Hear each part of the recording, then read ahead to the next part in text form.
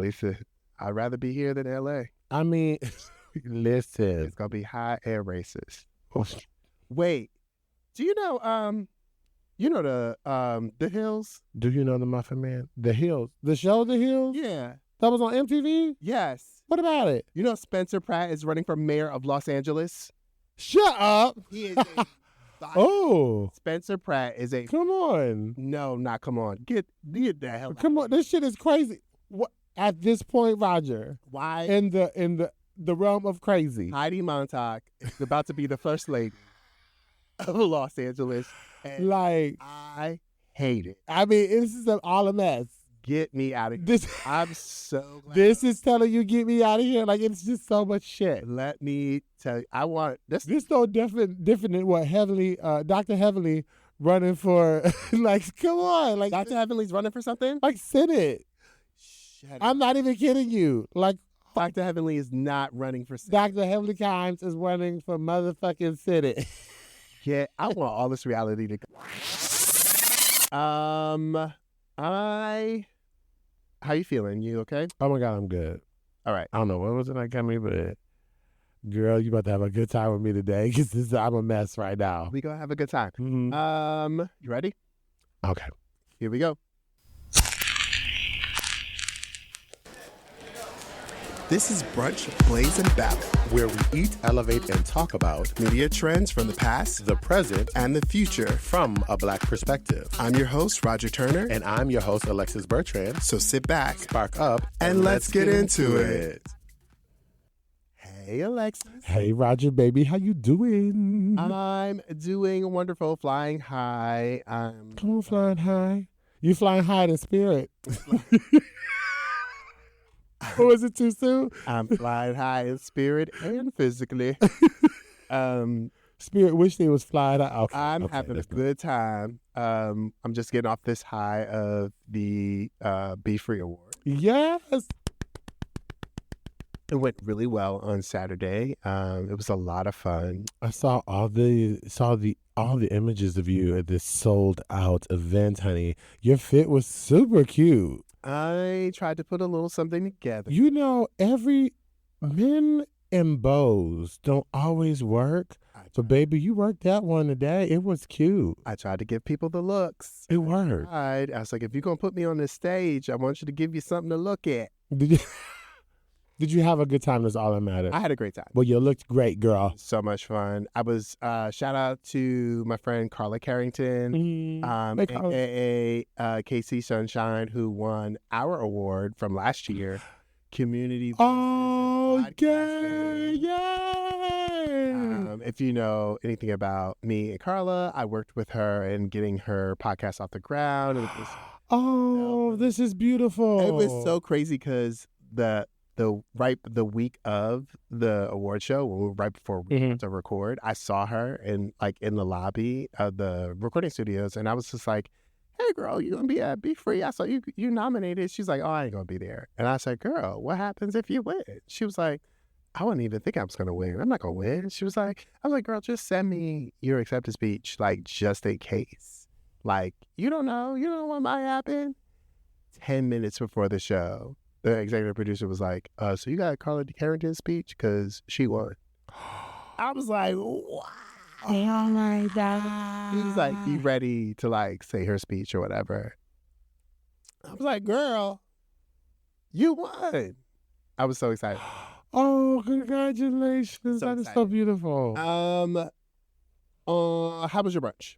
Brunch was good, honey. We just had some bacon and eggs. It was so good. Your mouth don't work. I know I'm so good. I'm sorry. It was. I went back to it. I had me some old hickory bacon and some old eggs and a little bit of grit. It was great. That sounds I know. It was just old. It's like old school for me, but I love it. It was great. How was yours? great. I had a cucumber and chickpea salad Come home. with some sauteed spinach and mushrooms, Ooh. and that's it. That's it. That's what I. Oh, where did you have it? Did you have it off of the coast of the Metro Oh, and Island? I had some avocado. Flown in from Ecuador. No, all this was. It was I was just homegrown in upstate. just tossed together. Well, I just love that for you. I just love what you just. I feel like I feel like. Did you get it from a neighborhood stand? Because you are very much. You support a local business like nobody. I get it from a neighborhood stand. You would though. I love it. And that's no judgment. That's just actually a shout out. I made it like on the way because I wasn't gonna have time to go to Slutty Vegan, so I made it before I left. Wow, that's a delicious. If that's a quick one, that's a delicious quick one. Go ahead, Roger. Okay, it's the meal preps. I get it. On a scale of 1 to 10, how 9, girl. I don't even know where I'm at. 9. Ooh, I didn't even get that finished. I was saying on a scale of 1 to 10, how high are you for the listeners that are listening to us for the first time? And 9, girl. My friend said 9.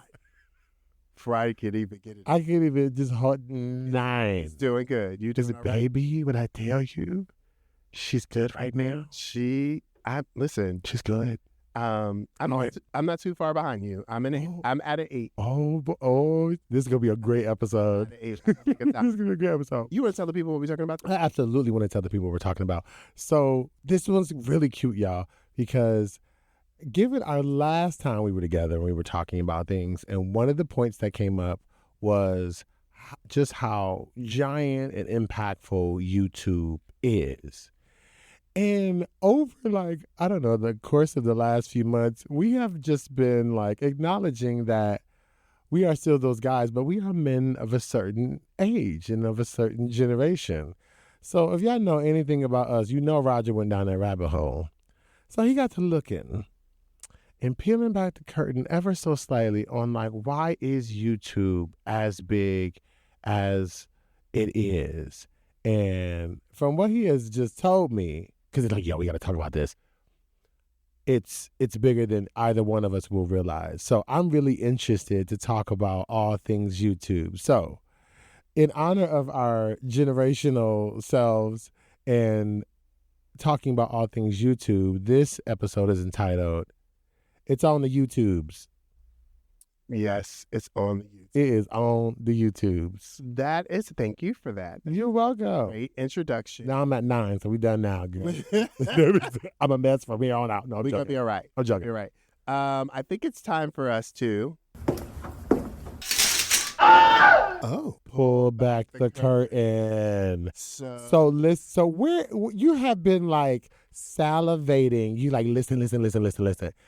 We have to talk about YouTube. I was like, okay. So brunches. I was like, okay. I was like, Roger, you had I already know YouTube. He's like, no. You have, girl, you don't know what you don't know.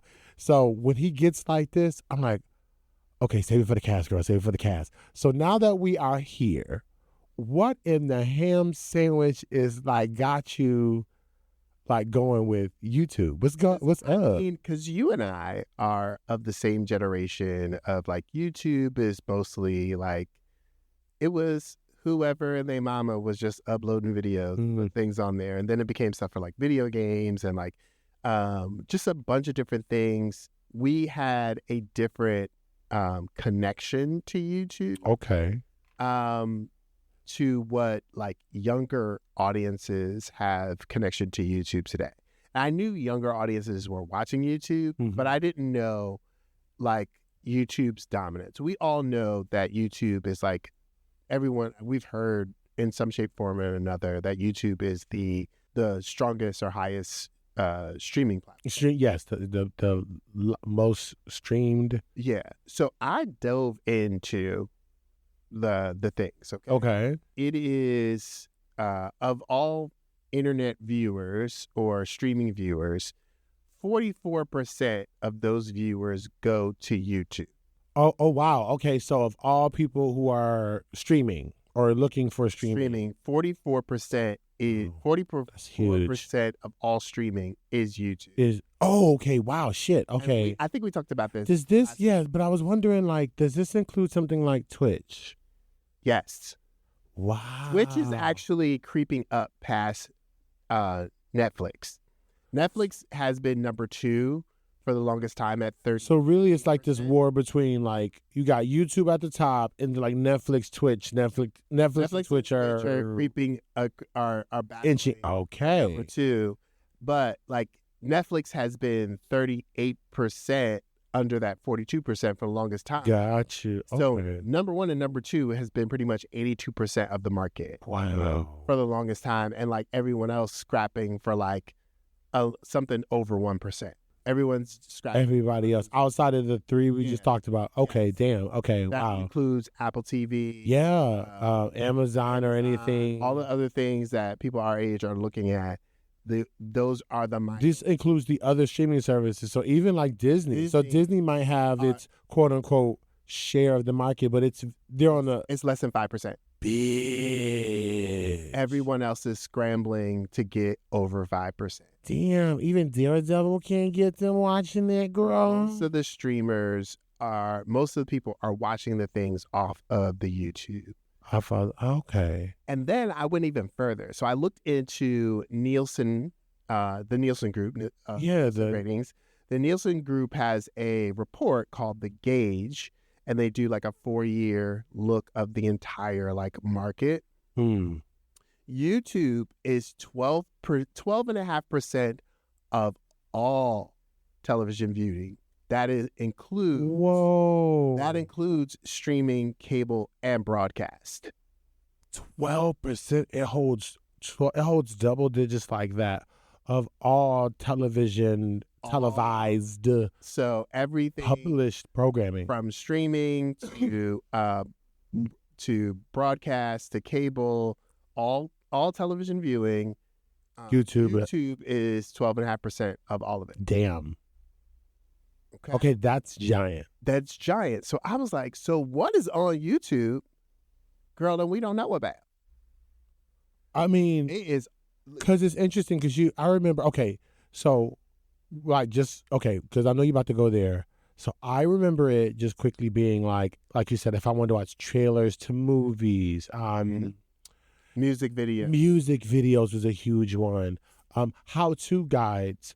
I was looking for something to fix or put something together. Like there was a lot of like, how do I do this? Do you remember your first introduction to YouTube? Well, do you remember the first time you went to YouTube and what you went to YouTube for? I think I might have searched. I don't know. I felt like I went looking for something like an old video that I wanted to watch. I was, feeling nostalgic or something in the 90s. Like, oh, I ain't seen this video in a long time. I think it might have been like a Mary J. Blige video or just something, and or like a clip of Video Soul with Donnie Simpson, like some shit like that. Like, yeah, I think that I can't remember the very first. You were looking for stuff that wasn't on television anymore. Eat. Oh, damn. Yeah. You were looking for stuff that wasn't on television anymore, which was happening in the 2000s. That's right. Because you know how old YouTube is? Is she like 30 years old? No, not that old. She is... she got 20 years old? YouTube was founded Valentine's Day of 2005. She's 21. She's 21. She could drink. She could drink. Girl, she's 21 years old. YouTube is in the club showing her hot ass. She show is shaking all that. Okay. So, but who gonna check me? Okay. She grown and... I'm 12% of everybody watching something. Okay. She in the club with a real ID. All right, kick her out now. Okay. Wow. Okay, 21 years. Okay, so. And so we came from a period of like YouTube being viral videos were a thing for us. Yes, and we want to go check it out on YouTube. Remember, what is her name?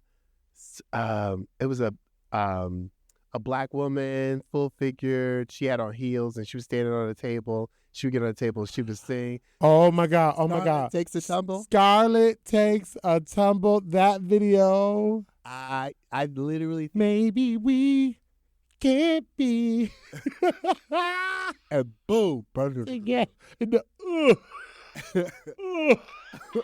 Oh, it's the after. Oh my God, you ain't wrong. Because I think a couple months I went looking for that video. I remember, like, everyone's talking about this video, Scarlett Takes a Tumble, and I remember going to YouTube to look for the video. Yes. And it was like the viral video thing, and that's why I was going to like YouTube. But then I was finding like old videos and old clips of television shows that had been seen. Mm-hmm. So it's cloudy. Like there's been a a predominant like story on how YouTube got started, about how 2 of the 3 creators had a dinner party and they wanted to share it with the 3rd creator, but there wasn't a real way of sharing these videos at their dinner party, and they couldn't find the video, so they created YouTube.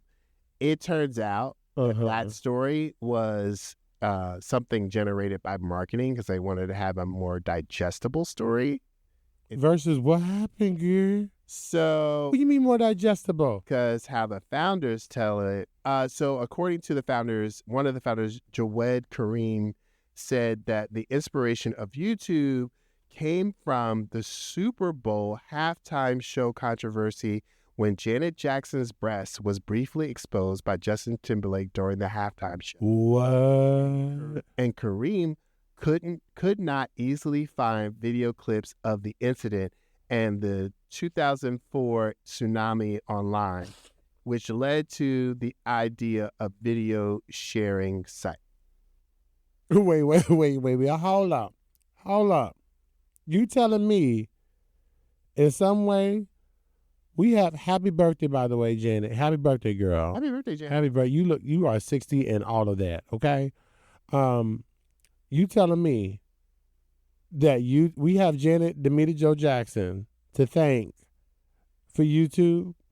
Yeah, Jawad wanted to see Janet City. Lord, you telling me out of desire? He was like, why couldn't I? I want to see it. Because you kept hearing about it, and he was like, well, why couldn't I see it?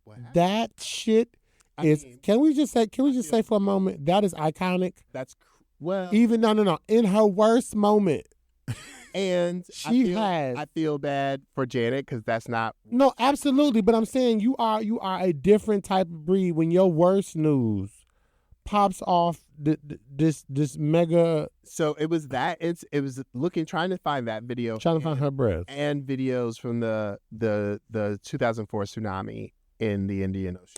Okay. So let's not forget that. It was like those 2 things, trying to find those 2 things, and they were already wealthy because they all had been employees at PayPal right before they were bought out by eBay. Or is it the other way around? Okay, so but either way, they was out here already slinging money. Yeah, they were. So they all had gotten bought out from working at PayPal, and because eBay had bought them, so they had a lot of money, and so they created YouTube. Wow. Okay. This origin story, that's interesting, and now it has grown. So yeah, they struggled to like make money. They had all the whole marketing thing was like, it's called like broadcast yourself, and they had gotten a relationship with Google, and so it was encouraging people to upload their own videos.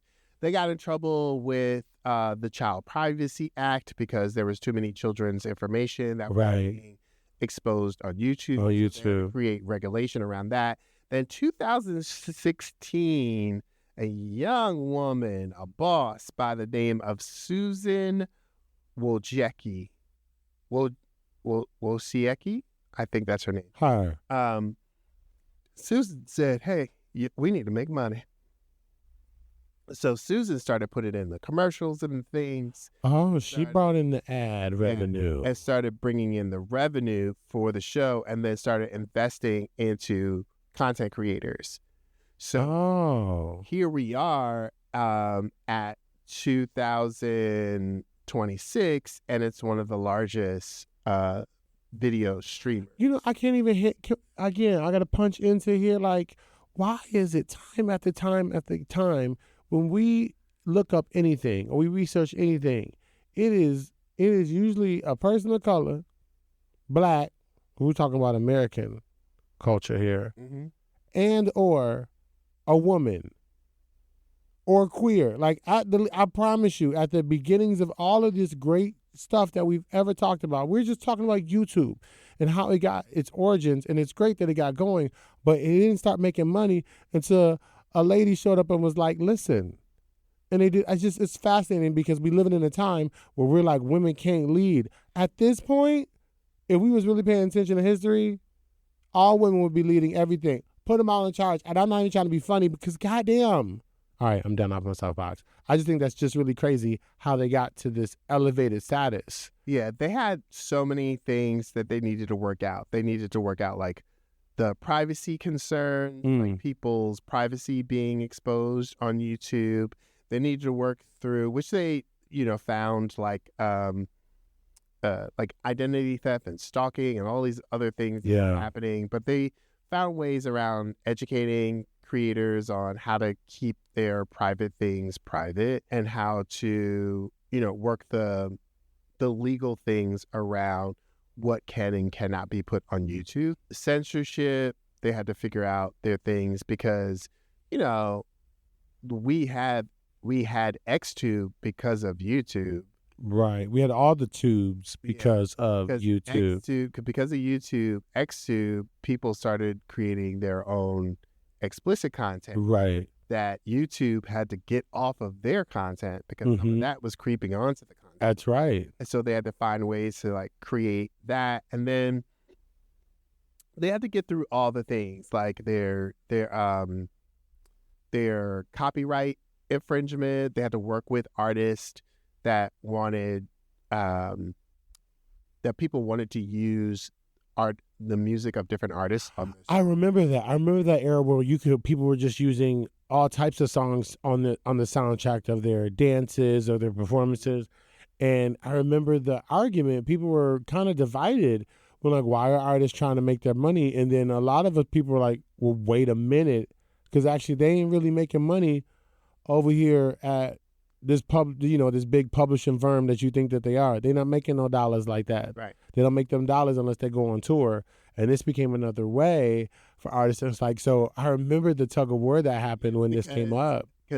Because of the songs and because of the music, YouTube was still getting their eyes with this music that was on the show. So they had to create avenues for artists to make a relationship with YouTube, have constraints around how their music can be used.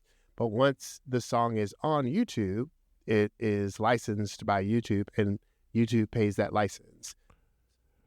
I feel like it's interesting because so they blew up in scale, but I feel like what you're articulating is that they got to the point where through their growing pains, they really shaped the culture of like what we understand monetization, like influencers, all of this stuff looks like online. Yeah, YouTube was one of the original like architects, really. Yeah, in investing in new talent and investing in. But I'm just saying, to all of the systems that you just pointed out, like how did they know like how to regulate? Because I feel like when you were talking about, for example, with the whole XTube thing, I felt like there was a moment where they tried to do like an adult version of YouTube where you could hit like a switch and like they were trying to control it. They were trying to control, it wasn't the adult content, but they were trying to control the things that children could see. Yes, but they had to learn that. But that's by learning that and then enacting their policies, they really shaped the culture to what all of these other places look like. I feel like, and then the restrictions we do have around the more explicit, monetized, sex industry ones, is like that legislation or those guardrails are more clear because of what YouTube created. Right. I didn't realize from what you were sharing, like how, we're not pirating it. I remember the big announcement when they said, hey, if you want to use music, you have to become, like when they started charging for memberships and things like that, like they were trying to figure out all of these ways to like keep the community and grow the community. And you said it yourself, one of the people started to invest in like online personalities and online influencers. And like they really did create this path to now what we see that is not really in our generation, but not so readily available. You have people who have never stepped foot in a corporate setting and yet have figured out ways to make, a living wage and like millions of dollars off of what I think YouTube created. YouTube That's fascinating. Started really early with creating their incubator programs and like, investing in creators and, you could, I believe there was the YouTube creator status where YouTube started paying you to make your videos. That became like early on in YouTube. I remember that being a part of the 2000s, like people trying to become a YouTube creator. And all of these things started to, and it's around the age of the birth of like social media, like MySpace, Facebook, and YouTube were all founded within the same 5-year span. Oh wow, yeah. So okay, I get it. So it's like if you're an artist now, if you don't have or whatever that art may look like, you absolutely should have like your TikToks, your Insta going, and your YouTube. It's almost like if you don't have the YouTube going or whatever that looks like, you're dead in the water. Yeah. Because the other, right, based on what you just said earlier. So okay, then what would you say is this generation's draw? Like everything, like it makes sense why I'm like our connection to YouTube and everything that we are into, but I felt like that limits my scope. And I'm wondering, for something that has been in business for 21 years, there's clearly, and it has 44% of all streaming viewership and 12% of global viewership, like it clearly continues to draw younger audiences. And I know it's not just the trailers that we watch or like nostalgic videos, or like, what do you think is drawing people younger than us into YouTube? Where it's generational. So there is a generation that shifted right after us that were YouTube. Like the millennials. Yeah, their main reason to going into YouTube was video games.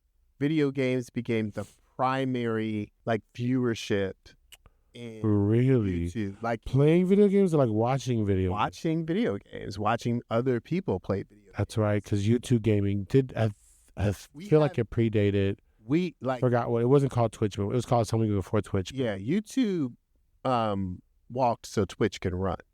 So yes, yeah. But there was another company. You're right, that before it became Twitch. Right. Yeah, you're right. But we were watching, like there were people that were watching YouTube, but then the YouTube people that were creating all of these things were also creating on other apps, but they were also creating on YouTube as well, because YouTube, even though you could create on Instagram and on TikTok and do these videos of you, not TikTok, Twitter, back when Twitter was on there. Yes, that's what it was called, Just in TV. So yes, you're right, because when they when YouTube started launching gaming, Just in TV was like a offset of that eventually became Twitch. So right, and YouTube, you could such a huge audience of people started going to YouTube, but then those people that were creating those videos were creating other things and other things, and at the same time, independent creators, comedians, writers, and like people that could not break into the industry. YouTube became a huge outlet for early television and film creators. Yeah, they started going to YouTube because it was the low budget way to produce proof of concept of their work. That makes me think of the early years of BuzzFeed. Yeah. Like when they were it was more satirical a little bit, but how it's grown. You saw a lot of BuzzFeed's work on YouTube. Yeah. Because BuzzFeed had a YouTube channel. Yep. And a lot of their shows were broadcast on YouTube. Wow, okay. So there are all of these different companies. So fast forward to today, there is a plethora of content. YouTube has so many divisions. You got YouTube Kids. You got, what's the other one? YouTube Kids. You got YouTube Music. You got YouTube Kids. You got YouTube Music. You got YouTube Premiere. You got YouTube Shorts. And you got YouTube TV. Can I put my... Go ahead. Can I admit something? I have YouTube TV. I love it. Okay. I love my YouTube TV. it's y'all. If y'all don't know, Brunches, if you don't know, it's like I think it was Slack TV. It was that one where it was like a streaming service, but it ran like cable. Oh yeah, right, and it has its own built-in DVR. like Roku Like or the yes, other one. so we have YouTube TV at home, and it is glorious. It's just an app, but it works like cable. So I'll get the news if I want to watch the news, if I want to watch primetime shows like Wheel of Fortune or American Idol. So a lot of people that were cutting, remember the cutting the cord era? Yes. Leaving cable, YouTube was one of the first avenues that people were going to streaming because they already had YouTube in their homes. So YouTube was one of the things that people were going to stream. And before Apple TV when Apple TV was just a device and not a streaming service, right? A lot of people were watching things like YouTube on their Apple. That's right. That's what I was doing. Right. So you have all of those different things that were being used, and then you have younger kids that are watching it. You have a whole YouTube Kids division with a whole plethora of YouTube. That is true. Children's programming. And can I just say, as an educator, when I'm looking for, teachers use this all the time, we're looking for like anything from lessons on how to solve problems, complex math problems in high school, to like sing-alongs and videos of like families and celebrating different cultures and like what if scenario videos. Like we find so much of this stuff on YouTube. It's such a big resource in classrooms, and in educational spaces in general, to the point that you're making here. And it's a great way to I found out, for our librarians and people in library services, to find out about new authors who are putting out published works, particularly those local to wherever neighborhood they're in. YouTube has just been a really invaluable resource to connect people who like do great things and connect kids to like those great things, like authors and speakers and athletes and whatnot. It's just like to the point that you just made, like, yeah, I forgot, but like YouTube does all of that. Yeah, like one of my favorite kid programs over there on YouTube, that good old Tab Time. Oh my God, it is too cute. I love me some Tab. It is so cute. So cute. Damn, I didn't think about all of that. Yeah, you have all of these really great things that are on. So wait a minute, can I back up? What? You said YouTube Shorts. So what are you? That's what okay. So I get the stuff that I just mentioned, but what are YouTube Shorts? Are those like short movies? Are those like YouTube Shorts is their vertical version of it's their vertical. Yeah, it's their okay. So anything that is within a short period and it literally sits in a vertical format. So the YouTube Shorts is where you would probably find your micro dramas and everything. Oh, wow. Yeah. And they're like, okay, I'm sure there's just tons of content on that. Okay. So they have shorts, they have cable, they have kid programming, they have gaming, you have the YouTube Premium, which is a subscription service, which is the ad-free service. Oh, okay. Damn. You get all the things, plus you get the YouTube Music. YouTube Music. Which is all of the music videos and all of the things. Music, new artists are on YouTube Music. Yeah, you have all of those things that are on there. And then there's great content that YouTube is really trying to create original content. There's a bunch of television series that they have been doing. There's a bunch of conversation program. Sweeping across all of these different, because now I'm seeing how massive this is. Do you think, and going back to the conversation that we had before, do you think, particularly around the idea of representation, so as we're combing through YouTube, do you think that YouTube has fair representation of content across the board? Like, do we see a lot of racial diversity, ethnic diversity, sexual preferences, or sexual orientations, socioeconomic statuses that aren't stories that are just based in like fucked up shit that people just want to use for clickbait. Like when we think about the artistry that shows up there, or people doing different things, or for whatever that thing might be, do we see us fairly represented throughout? You know what I mean? Because I feel like I can get in my, and I ask this question because I feel like I can go on YouTube and I can look for the things that I want.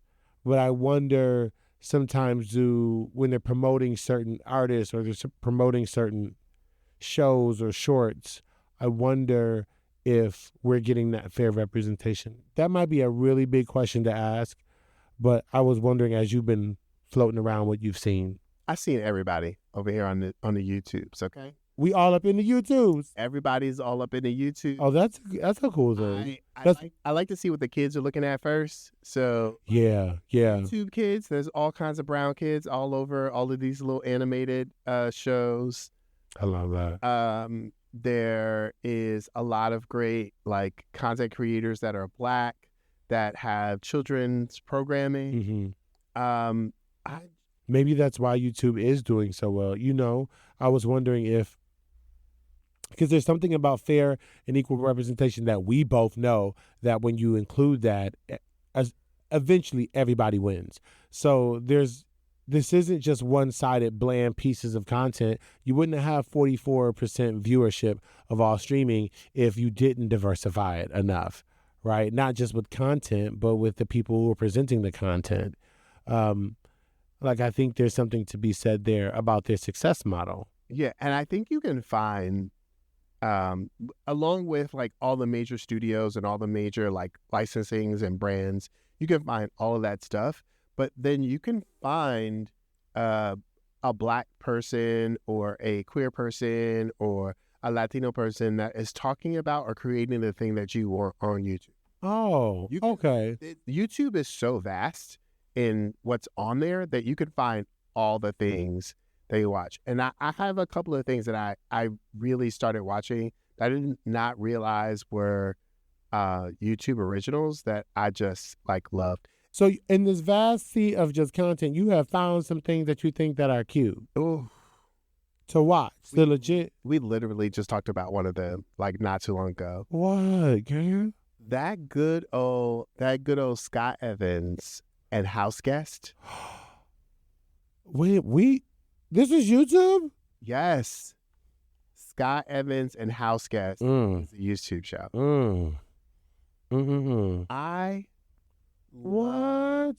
I love watching House Guest with Scott Evans. Scott Evans is the way he does his conversations with these celebrities. Mm-hmm. He sits down and he has like really great, caring conversations. I think the secret sauce to like Scott Evans is that he only talks to people that he likes. Because you think everybody that's on this show, like he likes them? Really enjoys, like he's a fan of these people, and these are people that he really wants to talk to. Versus like just slay the men because they're good for the show. Right. Or that they're streaming or they're, you want to do a hard hitting like journalist. House Guest is nice. It really is nice. Because he's literally inviting these people into his home. That's true. He's inviting them to his home, to his house. They go in the backyard, they have a meal, and then they play a game. That's true. Because you think about all the people that you like are seeing in the media and like who you want to talk to. The people that you talk to, you gotta want these people in your home. Right. So okay. And it does help regulate my nervous system. So that's right. It's actually really nice. And it's there.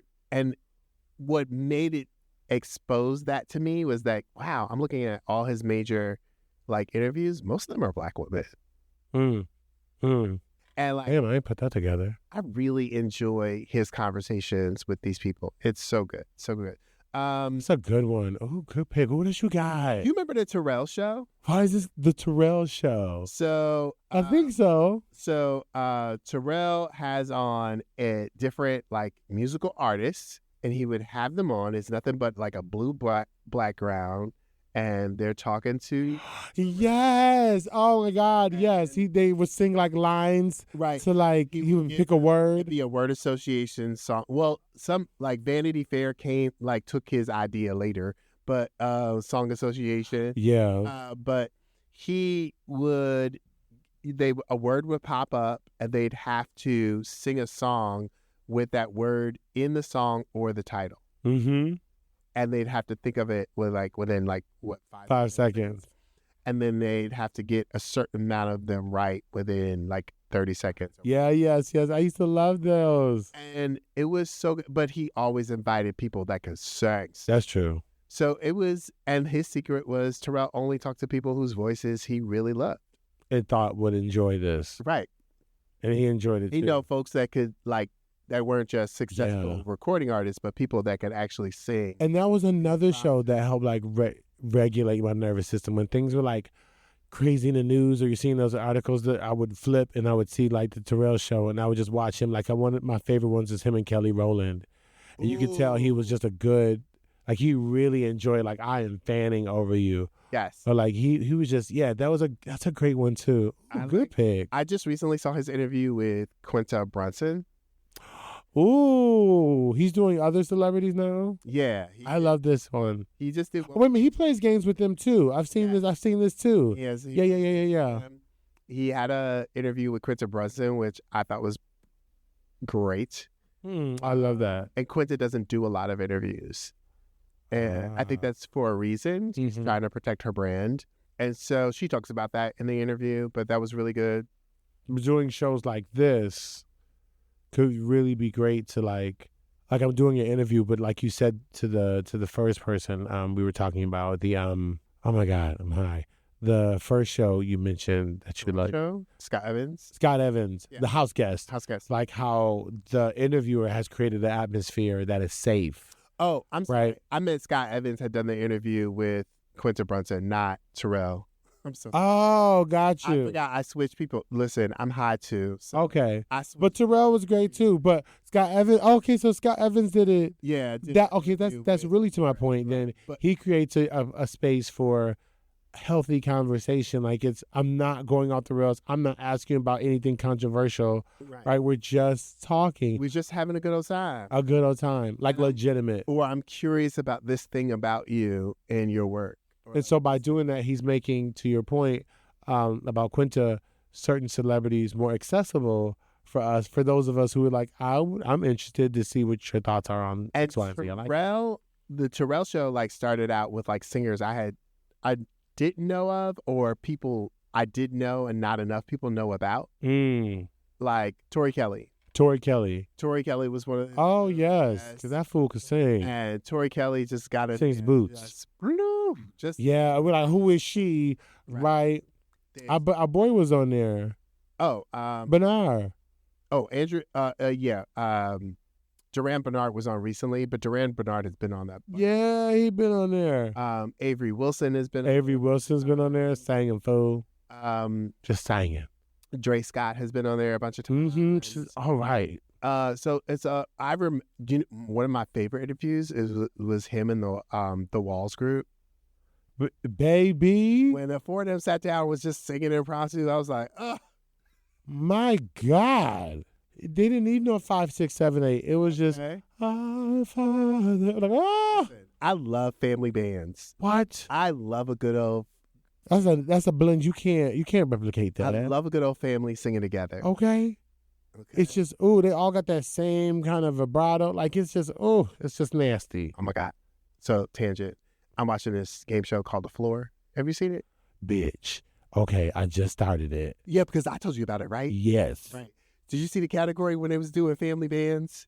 No. They did a category of family bands, and they could not name these family bands. I was like, girl, that's the Jacksons.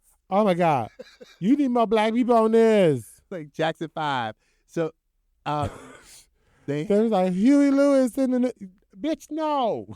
It was his category, too. It was like the Bee Gees popped up. He was like, give, It's like, sir, the Bee Gees. Sir. Bee Gees. And I was like, I love all of these. And I made me think about the Walls group. And I was like, I love all of these different family bands and family groups. Mm-hmm. You can't deny that blend. But anyway, I feel like that's an episode that's coming. Back to YouTube.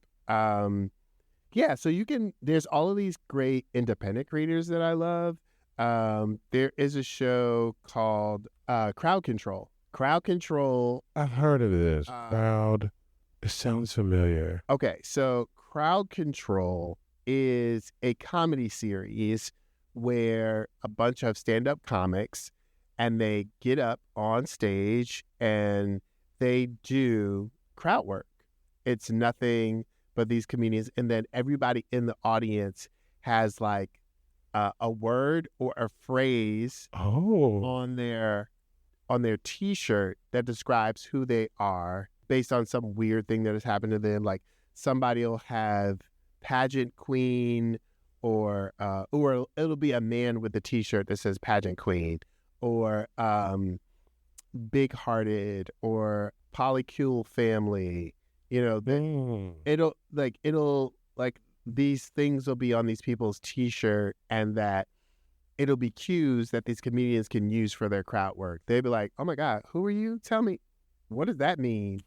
Oh, this is interesting. And then the comedian makes great conversation and does the comedic crowd work. I see. They switch these people out. It's funny.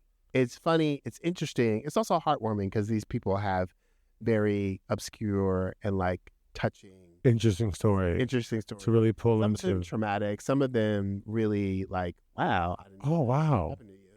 This is a really interesting take on comedy. I know that world often struggles. We often struggle to find peace sometimes with the comedy world. I'm looking at you, Kevin Hart.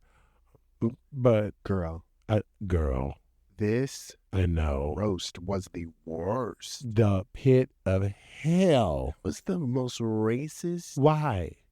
That's the only fucking thing y'all could think of? But like, why those people? Why those people? Because I was like, that's my question above all questions. Because I was like, who are all these white people? Do they even know Kevin Hart? Like, who are y'all? Why are we looking at you all?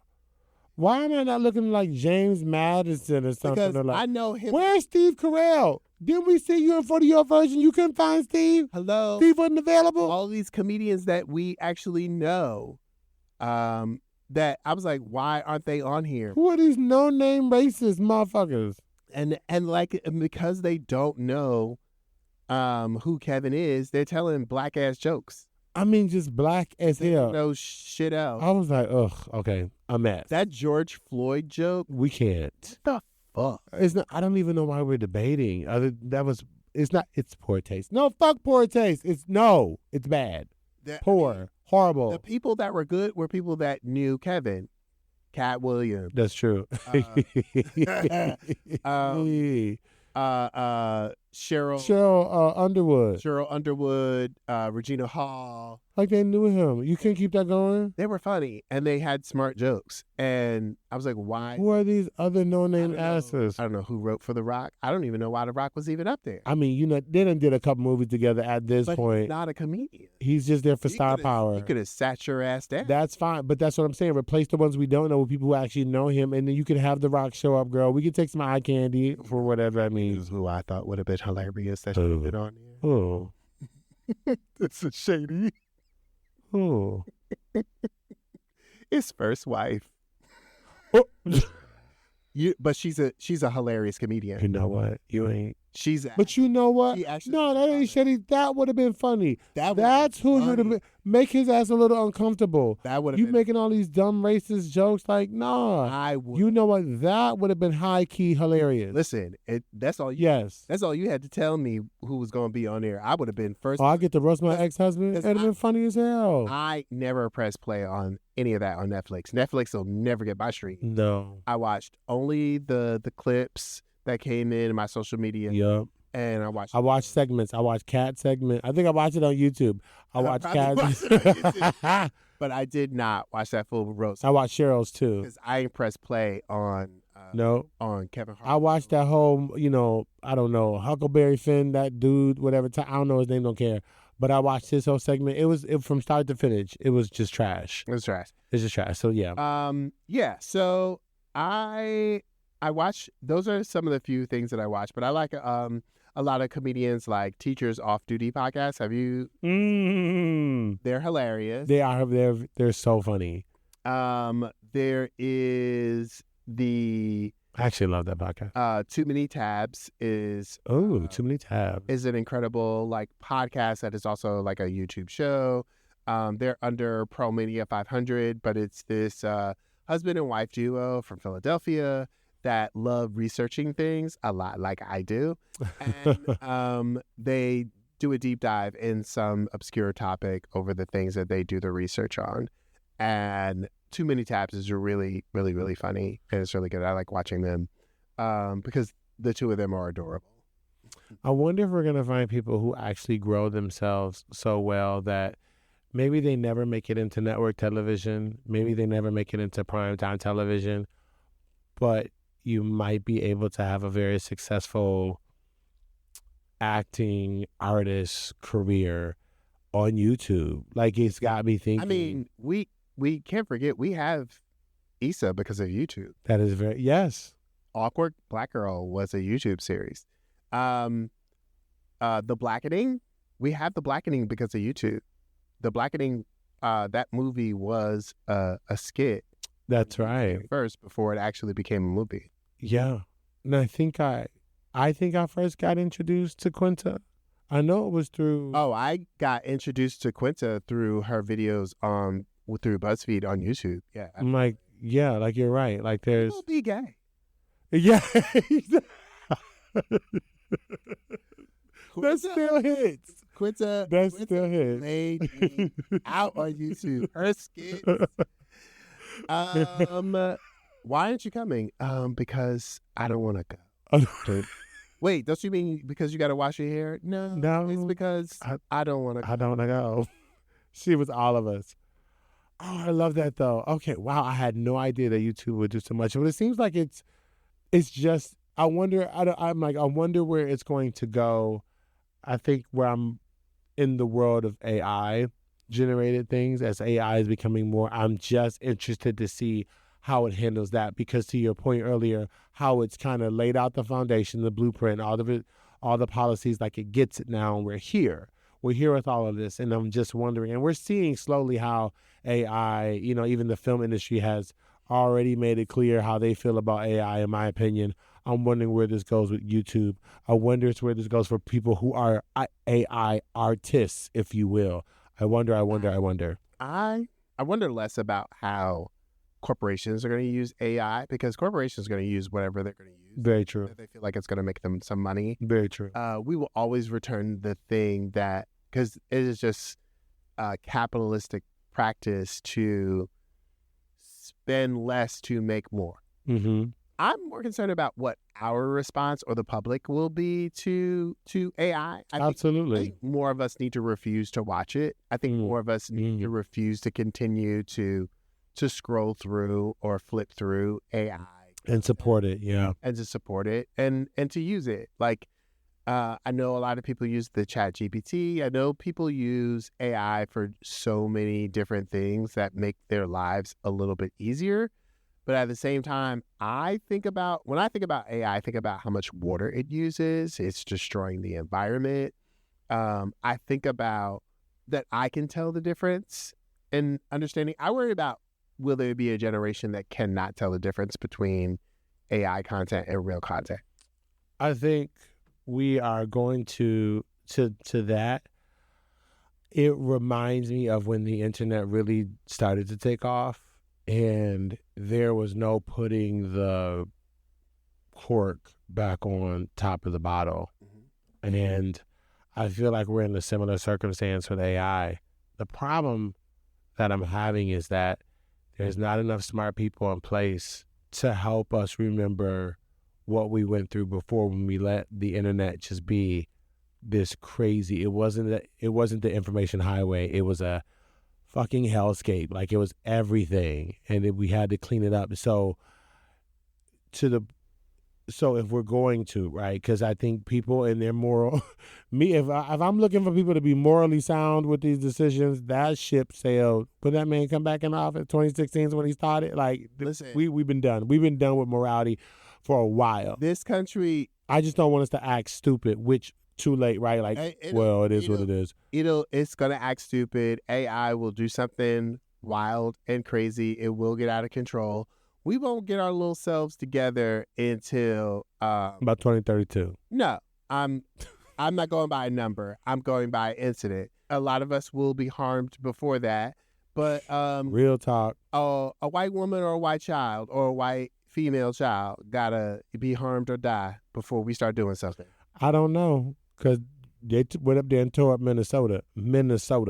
But that's why these white people is in these streets. That's true. Okay, that's true. They out here in these streets talking about. That's true. You know what? That's true. No Kings marches. That's true. Every 3 weeks. That's true. We got more white people now. Like y'all messy. Y'all messing with the black people. Y'all messy. Y'all messy. Right, and there's people out here talking about. That's true. I regret being a MAGA supporter, and I was like, oh, we have organizations now. Oh yeah, for ex-MAGA people. A whole organization. They need their own organization because don't come over here. You know what? I bet you they got how to start your own ex-MAGA movement on YouTube. I bet you if I went on YouTube right now and looked it up, they'd be like, how to start an ex-MAGA movement. Is it on YouTube? That's why YouTube got 44% of the damn viewership. How you want to be anti-racist? We got you. Leaving MAGA, organization urging public to. You see what I'm talking about? For Trump campaign. You see, YouTube got you.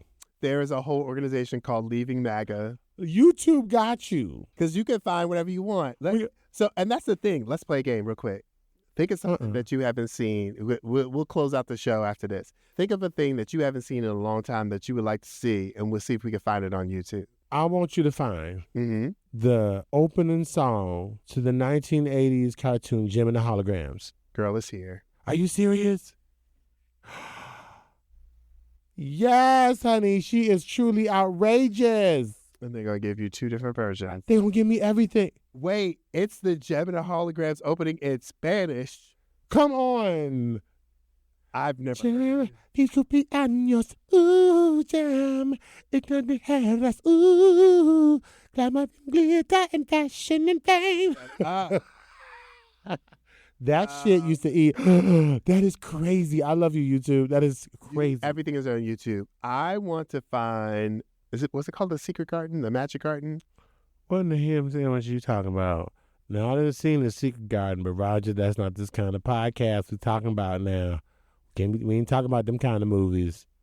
It is here. So it was a children's show with these 2 white women in a garden. Oh my God. I remember this.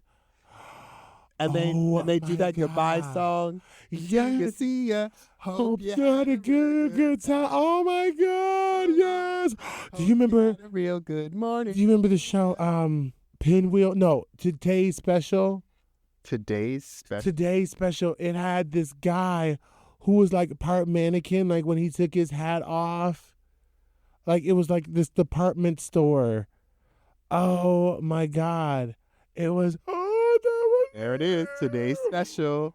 Oh my God. Yes. Today's Special. Wow, YouTube is crazy. I love this conversation. This was so much fun. Oh my God, I had no idea. Thank you for talking to me. So guys, if you want to get into YouTube, this is a great way to transition. YouTube TV has all the major streaming platforms. Has all the fixes for you, boo. So start by watching the things that you already watch and find out if you have a younger person between 13 to 25. Ask them what they're watching on YouTube. They probably have some great suggestions. I love that. Okay.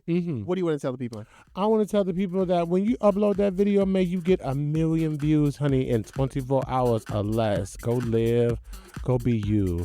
Go hang out in the YouTubes. I want you to know that you are enough just as you are. Just as you are. Thank you all for listening. Thank you.